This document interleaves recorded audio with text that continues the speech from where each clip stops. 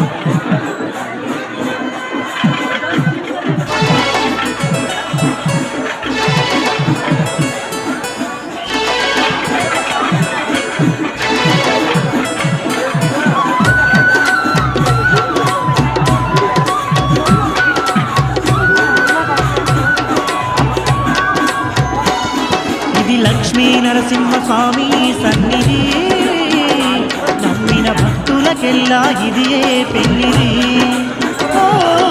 లక్ష్మీ నరసింహస్వామి సన్నిధి, నమ్మిన భక్తులకెల్లా ఇదియే పెన్నిది. పవిత్రమైన క్షేత్రం లక్ష్మీ నరసింహ పుణ్యక్షేత్రం. పవిత్రమైన క్షేత్రం లక్ష్మీ నరసింహ పుణ్యక్షేత్రం. దర్శించిన వారికి భాగ్యం, భక్తులకదియే పుణ్యం. దర్శించిన వారికి భాగ్యం, భక్తులకదియే పుణ్యం.